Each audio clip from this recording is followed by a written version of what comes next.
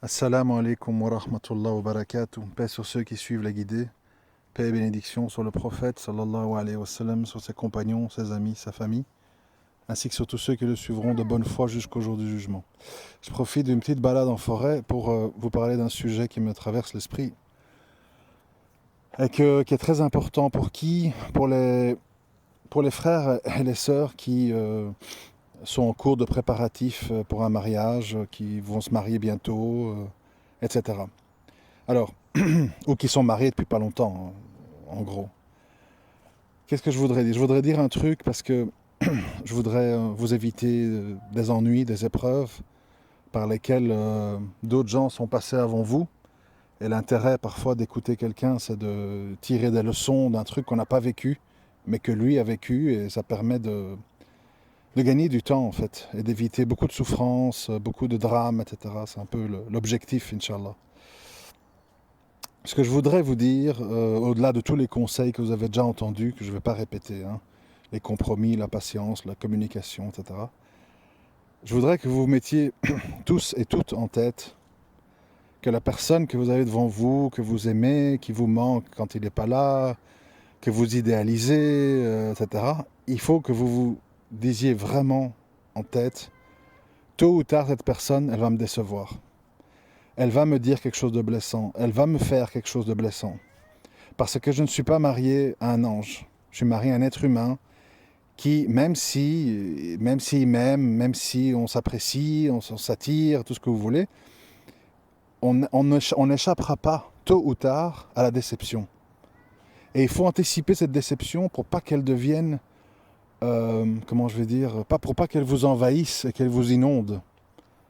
Il faut relativiser en avance, en disant, en cherchant des excuses à l'autre. Peut-être qu'il dit quelque chose qui me blesse, mais que j'ai mal interprété, que j'ai mal compris, parce que je suis un homme, parce que je suis une femme. Peut-être que ce cri, peut-être que ce geste de rage ne cache pas de la méchanceté, mais de la déception, de la frustration. Euh, et je pense qu'on éviterait beaucoup de problèmes, beaucoup de divorces, de tout ça, si à un moment donné, on arrivait à se dire, la femme ou l'homme que j'ai devant moi, euh, malgré tous ses efforts, malgré le fait qu'il veut bien faire, qu'il a des sentiments envers moi et tout, il va à un moment donné se tromper. Il va à un moment donné dire quelque chose qui ne va pas me plaire.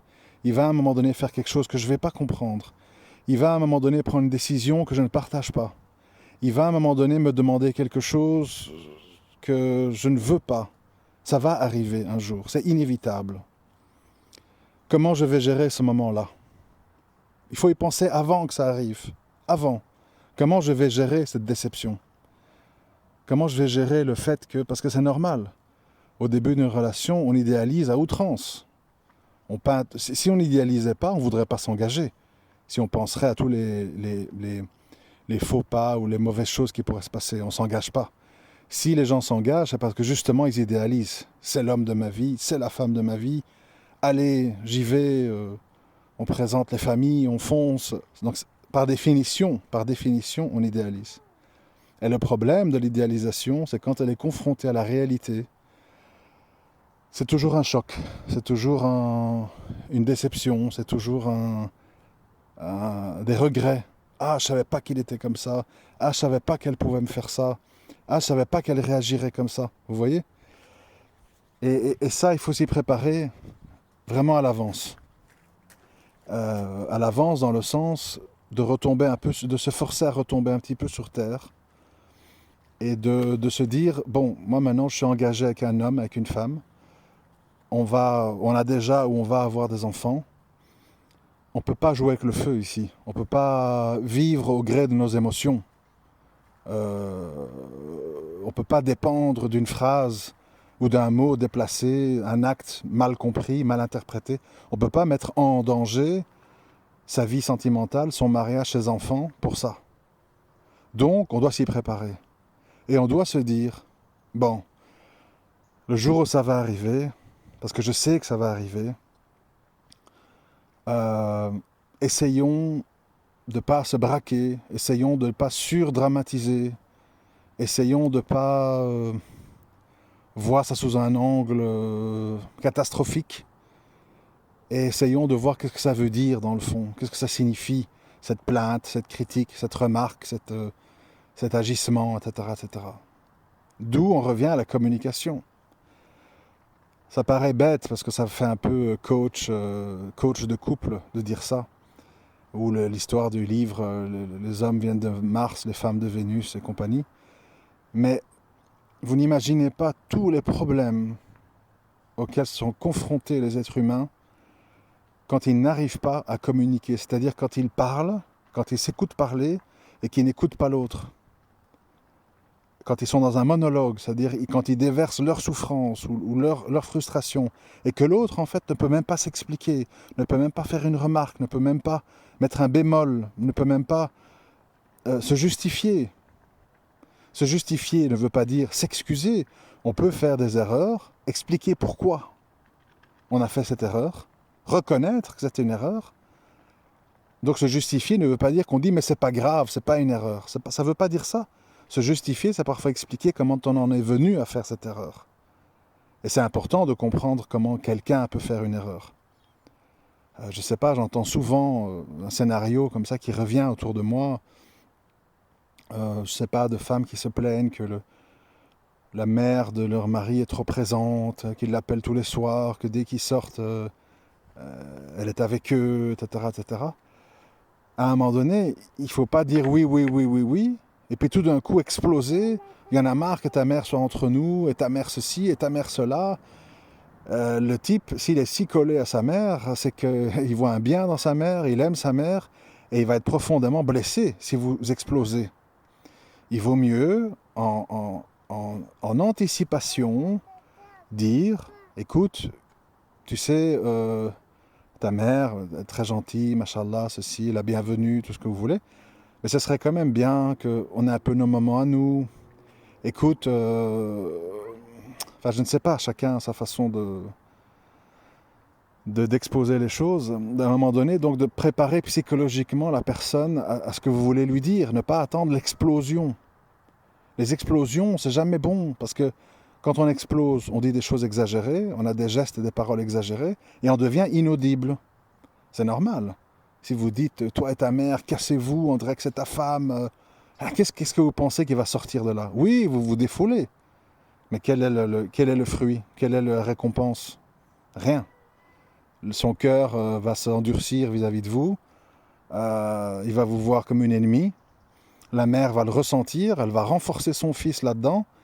Et puis voilà. Et puis les divorces, les gosses, les machins, les drames et tout ce qui s'ensuit. Les difficultés de voir ses enfants à cause des distances, et les beaux-pères, et les belles-mères, enfin tout le cinéma. Et tout ça, malheureusement, ça arrive parce qu'on est dans une société où on est beaucoup dans le culte de soi. Moi, je suis comme ça. Combien de fois je vois des photos là sur Facebook et tout ça. Je sais pas, ça paraît con, mais bon, c'est la réalité, hein, je m'excuse. Des femmes qui portent des t-shirts chieuses, et je l'assume, ou princesse capricieuse. En plus, tu l'affiches, quoi, en fait. C'est-à-dire qu'on est dans une société où on cultive ces mauvais côtés, on les met en avant, on les revendique, on les impose. Et c'est pas du tout, évidemment, l'idéal. C'est pas un terrain fertile pour bâtir un couple, des aléas, des hauts et des bas, de la communication. Souvent, la raison pour laquelle la communication se passe mal, c'est parce que les gens, en fait, ils pensent qu'ils ont toute la raison et toute la logique de leur côté, et que l'autre fait des caprices, et que l'autre exagère, et que l'autre, finalement, n'est pas digne de respect. Et là, ça commence à mal tourner. Parce que personne n'aime se sentir ridiculisé, rabaissé, mal compris, etc., etc. Et aussi une chose, je l'ai déjà dit, mais je crois que c'est important de le redire, une chose que notamment les hommes, j'insiste sur les hommes, doivent comprendre, et ça se voit partout, même chez les non-musulmans, c'est que les épouses de gens connus, de grands scientifiques, de grands sportifs, de grands, je ne sais pas, chanteurs, acteurs, tout ce que vous voulez en fait. Elles voient pas leur mari comme les gens de l'extérieur le voient. Parce qu'elles voient leur mari malade, qui se réveille avec les cheveux en l'air, elles voient son linge sale, elles voient ses mauvais côtés, elles voient ses défauts, ses faiblesses. Et donc fatalement, une épouse n'est jamais dans une espèce d'idéalisation ou de héroïsation de son mari, comme peut l'être quelqu'un d'étranger qui va au concert de son chanteur préféré ou qui va voir le film de son acteur préféré, qui le voit sous le prisme de l'admiration, parce qu'elle ne voit que le côté fantasmagorique de l'affaire. Et ça, les hommes, on doit l'accepter en fait. C'est-à-dire qu'aussi aussi bon qu'on soit, aussi intelligent qu'on soit, aussi bon père qu'on soit, ben avec le temps, avec les hauts et les bas du couple, ben on ne sera pas très ou pas comme on voudrait admirer. On sera un petit peu vu comme quelqu'un de banal.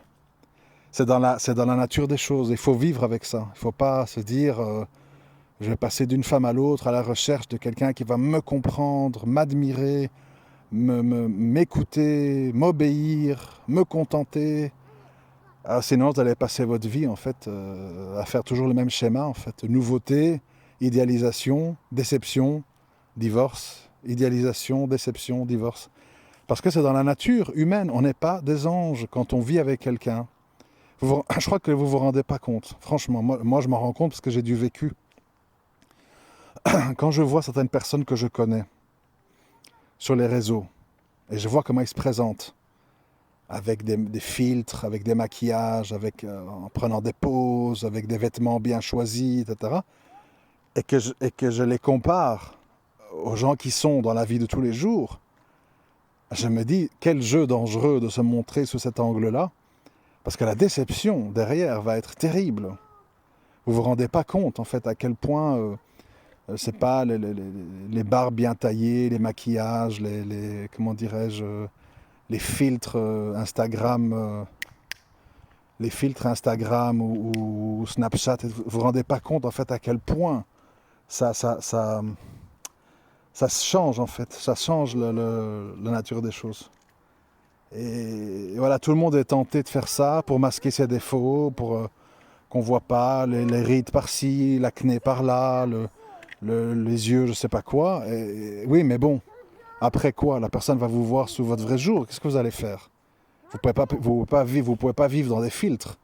Vous pouvez pas vivre maquillé 24 heures sur 24 avec quelqu'un qui partage votre vie. D'où je vous dis la déception. Déception parce que physiquement comment on appelle, au niveau du caractère, des habitudes, vous ne pouvez que descendre dans l'échelle. C'est inévitable. Parce que, même si vous faites tout bien, il y aura quelque chose que vous ferez mal. Il y a quelque chose que vous ferez mal. Et ce quelque chose, pour la personne qui vit avec vous, va devenir omniprésente, va devenir prédominante. Et c'est là, en fait, où la personne se dit, mais attends, j'ai telle et telle qualité, et elle ne voit que mon défaut, que l'erreur que j'ai faite il y a 3 ans, il y a 4 ans, il y a 5 ans. Elle me la resserre à chaque dispute. Et là, évidemment, on s'enfonce. Les gens s'enfoncent, les cœurs s'endurcissent, et c'est mal parti. Et tout ça, il faut y penser avant. Avant. Moi, je trouve, par exemple, que des gens qui sont dans des discussions pour se marier, et s'ils ont le souci, s'ils craignent Allah, et qu'ils veulent vraiment la réussite de leur couple, la stabilité pour leurs enfants, ils doivent tout se dire. Tout, à l'avance. Un maximum de choses pour que la personne ne se retrouve pas à un moment donné à s'engager avec une inconnue ou quelqu'un qui a l'air d'eux.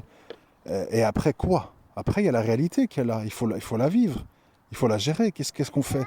Et il y a des enfants, il y a des familles, il y a des dots, il y a des mariages, il y a des fêtes. Il faut penser à tout ça. Il faut être mature, il faut être responsable. Le mariage, c'est pas un jeu. Vous ne vous rendez pas compte, en fait, mais ça, on comprend avec le temps. Quand on est jeune, on a du mal, mais vous ne vous rendez pas compte à quel point des gens s'engagent dans des mariages pour jouer. C'est-à-dire, oh ben, le frère, il a l'air sympa, il a l'air gentil, on verra. Ah, la sœur, là, ouais, ouais, elle a le djilbab, mashallah. Bon, attends, qui est-elle? Comment réagit-elle? Qui est sa famille? Qui sont les gens qui gravitent autour d'elle? Comment est-elle lors d'une dispute? Comment elle gère les conflits? Comment elle communique? Ah, si tu creuses pas ça, c'est terrible. C'est terrible. Et là aussi, malheureusement, je l'ai souvent dit aussi, quand on a des signes avant-coureurs négatifs, il faut pouvoir les accepter, même si la personne nous plaît physiquement. Il faut pouvoir les accepter. Parce que sinon, il faudra les gérer dans le mariage, dans la routine, dans les frustrations, sans l'idéalisation. Une fois que les rapports sexuels ont été consommés et reconsommés, il faudra gérer le truc. Il va revenir. Et là, quoi? Il y a des familles qui sont engagées, il y a des enfants.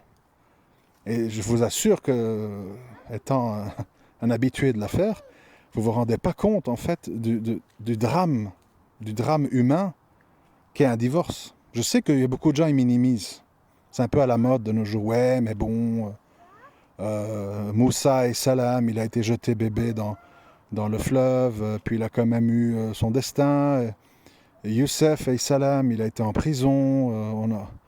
Vous voyez, il y a des gens comme ça qui disent oui, mais bon. Moi, je dis quelque chose de vraiment banal. Allah, il peut faciliter à qui il veut. D'ailleurs, il dit dans le Coran, il donnera à chacun une bonne issue.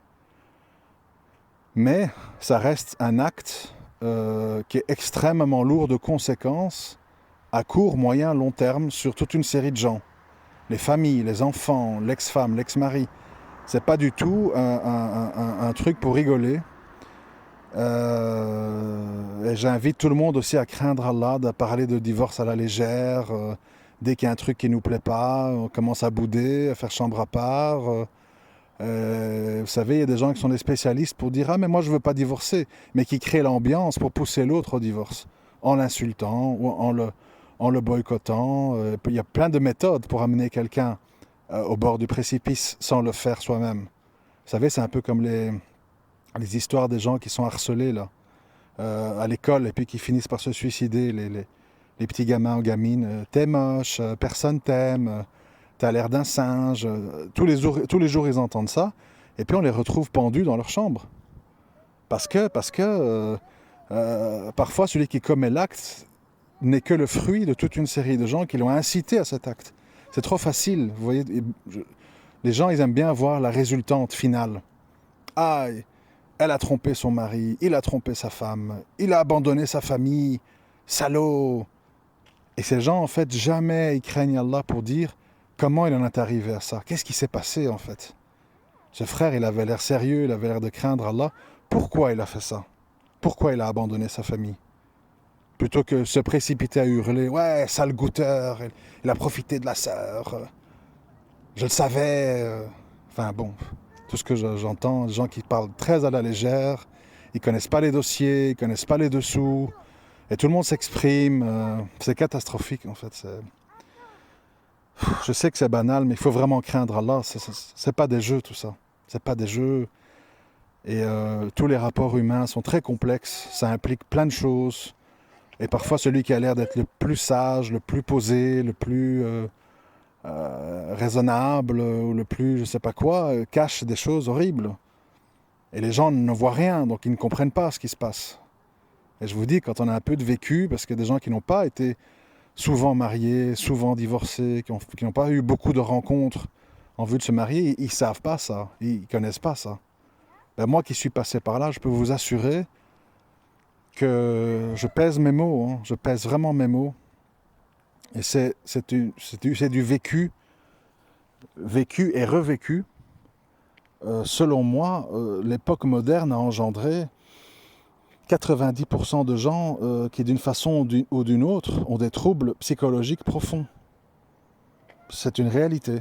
Il faut le savoir et il faut le dire. Parce que plein de raisons, plein de choses. Et parfois, le fait d'avoir les interdits et les préceptes de l'islam, ça renforce.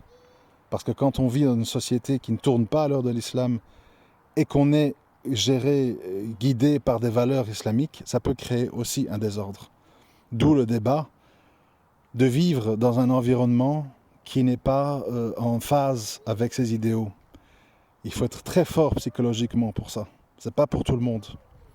Et malheureusement, les musulmans sont frappés de plein fouet par cette histoire parce que ils sont tout simplement avec des familles qui sont pas comme eux, dans un environnement qui est pas comme eux, avec un futur mari ou une future femme qui lui-même est aussi là-dedans. Donc vous mettez tout ça ensemble, ça donne une équation qui se termine pas bien. Mais vous savez, je vais conclure là-dessus, c'est facile d'avoir des désirs, c'est facile de dire je vais me marier dans le halal. Bon, c'est facile, vous voyez, c'est pas compliqué. Tout le monde sait coucher, tout le monde sait faire des enfants, tout le monde a, enfin, sauf exception rare, mais tout le monde a des réactions physiques, stimulation sexuelle, etc. C'est pas, faut pas être un grand héros ou un grand homme ou une grande femme pour ça. Le problème, c'est la suite. La suite. Comment tu gères l'autre? Qu'est-ce que tu mets en place pour que ton couple réussisse? Qu'es-tu prêt à pardonner ou à minimiser pour pas faire des disputes sans arrêt sur tout et n'importe quoi? Il y a des gens, ils sont comme ça en fait. Ils te disent, ouais mais bon, il m'a dit ça, il a fait ça, et puis il a fait ça. Pourquoi tu t'arrêtes sur tout? Pourquoi à un moment donné tu te dis, bah ça vaut pas la peine, laisse tomber. Il a dit un truc qu'il devait pas dire, mais je sais qu'il le pense pas. Pourquoi on s'arrête sur tout? Pourquoi est-ce que... En fait, c'est pour ça que c'est shaitanesque en fait. Les gens vont vers l'autodestruction, inspirés par Shaitan, sans tirer le frein à main, sans comprendre que c'est Shaitan qui veut les mener à ça. Alors ils se laissent comme ça mener, et ils disent des choses en pensant qu'il n'y aura pas de conséquences, ils font des choses en pensant qu'il n'y aura pas de conséquences, et puis, comment tu as osé me faire ça? Ben, parce qu'avant tu m'as fait ça, ça, ça. Oui, et alors? Donc c'est-à-dire des gens, moi tout ce que je fais n'est pas grave, toi tout ce que tu fais est grave. Et on est face à ça. Et il faut savoir gérer. C'est pas facile. C'est pas facile, vous savez. Alors il y a des gens qui me diront, ouais mais bon, t'exagères, tu prends des cas. Moi je connais plein de couples, tout se passe bien. Bon. D'abord, vous connaissez pas, vous savez pas si ça se passe bien, vraiment. Les gens, il y a des gens, ils cachent, ils masquent.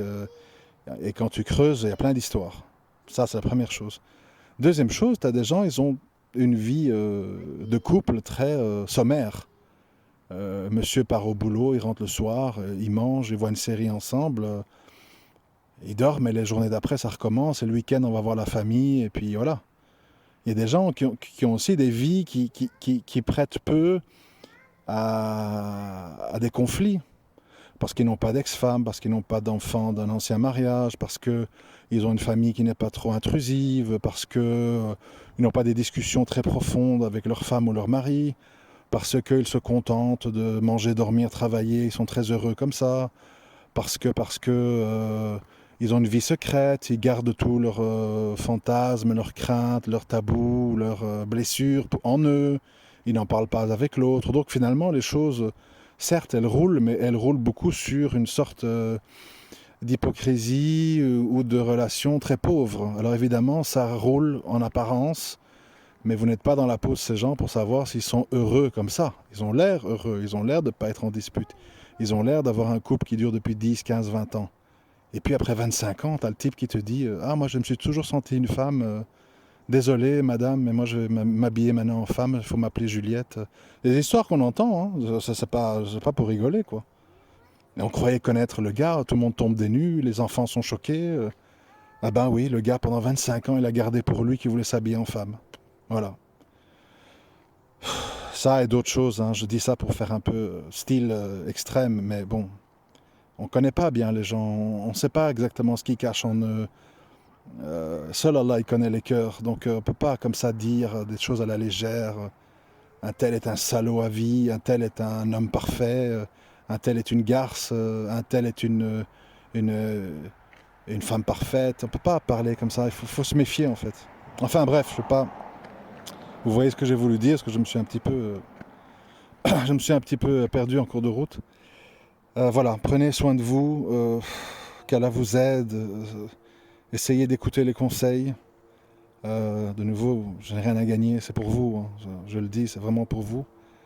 Et s'il vous plaît, ne prenez pas le divorce à la légère, pensez aux enfants, Combien d'enfants je vois pardon, suractifs ou désaxés parce qu'ils n'ont pas une vie de famille normale en fait. Même avec les parents mariés, des fois c'est pas normal. Donc ils ne sont que le miroir en fait de ce qu'on leur propose. À très bientôt, Inch'Allah. Assalamu alaikum wa rahmatullahi wa barakatuh.